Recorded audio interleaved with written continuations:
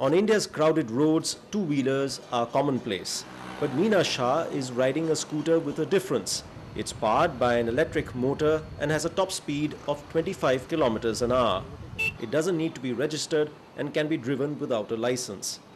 And with just $1 worth of charging, Meena can ride over 600 kilometers.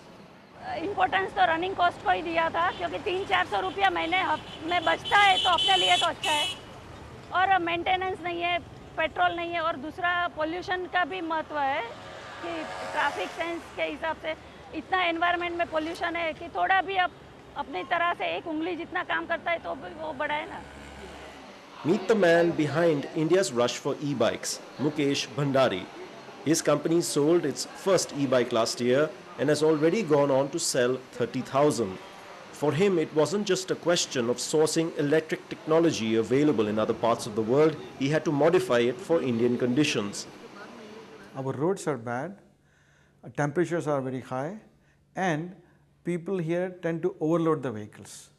So no other vehicle can work here if these conditions are not taken into account. Interest in e-bikes has drawn several players to India. UK-based Ultra Motor has tied up with Indian company Hero Cycles, the world's largest bicycle manufacturer. Ultra provides its patented electric motors and handles the marketing, while Hero assembles the e-bikes at its massive plant at Ludhiana. We already had the bicycles when we had the motorcycle business. There is a gap in between, which we thought electric is the best way to go ahead. There is a natural progression for a kid, say a 15-year-old or 16-year-old or a 17-year-old, going to a school or college. And where does he go from there? After a bicycle, the only thing is either a scooter or a motorcycle. So this could be a natural progression, stepping stone, moving upwards. मेरे लिए बहुत बढ़िया है क्योंकि licence की इसमें ज़रूरत पड़ती ही नहीं और अभी मेरा लाइसेंस बन नहीं सकता इसलिए इससे मुझे एक अपॉर्चुनिटी मिलती है कि साइकिल को मैं छोड़ सकूं. दिल्ली की सड़क के लिए तो बिल्कुल ठीक है, मुझे मेरे ख्याल से तो बिल्कुल उसी के लिए बना हुआ है क्योंकि इसकी स्पीड भी उसी हिसाब से है और दिल्ली का ट्रैफिक भी उसी हिसाब से उसी स्पीड से चलता है. Hero's range starts at $350 and goes up to $700.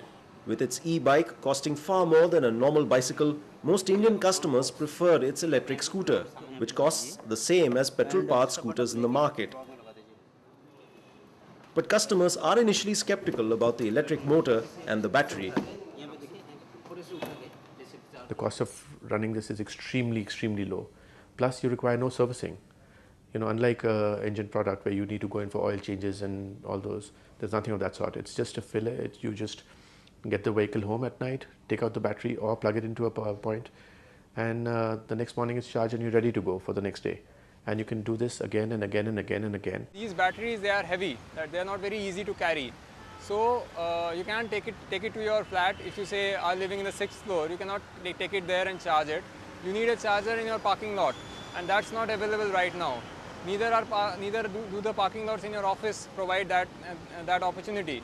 So where do you charge your vehicle? That will become a headache for you. The battery also has to be replaced every 2 years, though manufacturers say the fuel savings over this period is far more than the $150 it costs for a new battery. A bigger problem for the industry is that much of the key technology is still being imported off the shelf, particularly from China. This industry has one major challenge. The components are not being manufactured in India, right? Because you have to make proper quality of motors, proper controllers. Most important thing is the battery. If these things can be manufactured here, then I think there is no limitation. That hasn't stopped manufacturers from jumping into e-bikes.